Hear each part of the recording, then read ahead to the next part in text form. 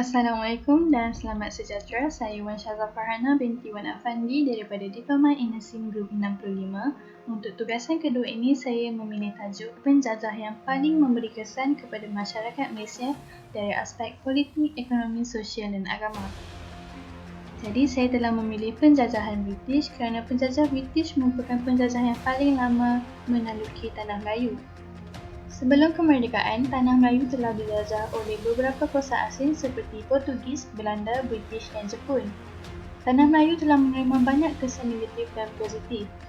Kuasa ketiga yang wujud di Tanah Melayu adalah British. Setelah Francis Light menduduki Pulau Pinang pada 11 Ogos 1786 dan Stamford Raffles menduduki Singapura pada 6 Februari 1819, maka bermulalah cubaan British untuk menguasai Tanah Melayu dari semasa ke semasa.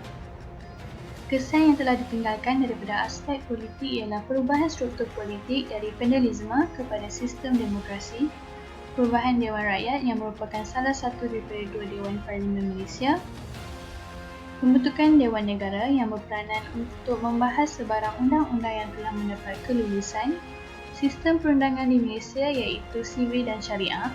Undang-undang British digunakan sepenuhnya dalam mahkamah sivil, manakala undang-undang persekutuan memataskan kuasa mahkamah syariah. Selain itu, orang Melayu bersatu menyebabkan tertubuhnya persatuan yang mesyuarat kenegerian, contohnya Persatuan Melayu Pahang. Selain itu, pembentukan parti politik berteraskan kaum masing-masing seperti UMNO dan berlakunya penentangan orang Melayu terhadap Malayan Yunan secara besar-besaran pada tahun 1946. Kesan daripada aspek ekonomi pula, pengenalan dasar ekonomi yang berbentuk bebas, hal ini telah menyebabkan kemasukan pelabur-pelabur asing. Pengenalan ekonomi dagangan seperti pertanian dan perhubungan, British mengambil alih ekonomi dagangan serta mengimport buruh dari China. Penggunaan alat pertanian yang lebih baik dan teknik pertanian moden, hal ini menyebabkan sektor perindustrian turut dimajukan.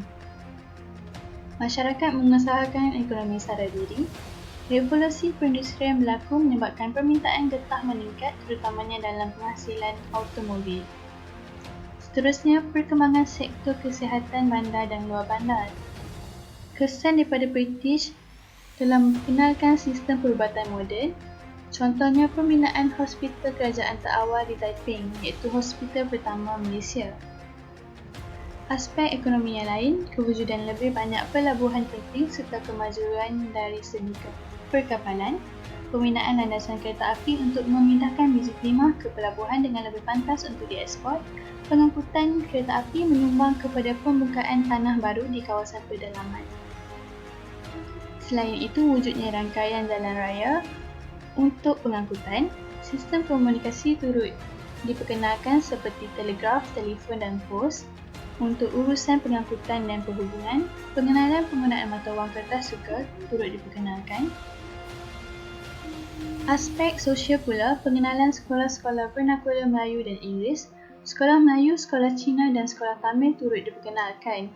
Penduduk Tanah Melayu yang mempelajari bahasa Inggeris di sekolah Inggeris berpeluang menyambung pengajian mereka ke peringkat yang lebih tinggi. Penduduk Tanah Melayu diperkenalkan dengan tulisan Rumi.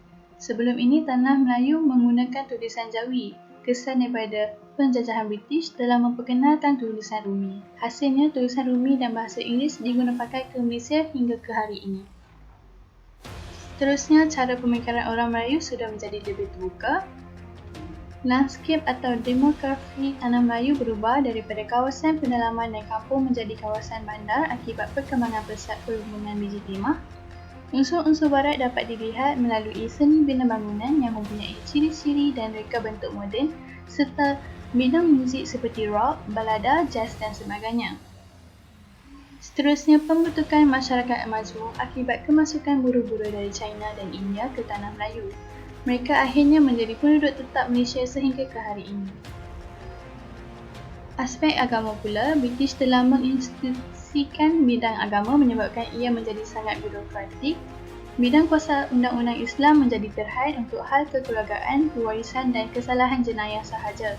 Raja Melayu yang memegang jawatan sebagai Ketua Agama Islam mempunyai kuasa yang terbatas.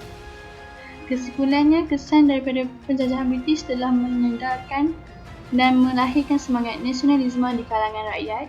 untuk membebaskan tanah Melayu dari cengkaman kuasa asing. Sekian, terima kasih.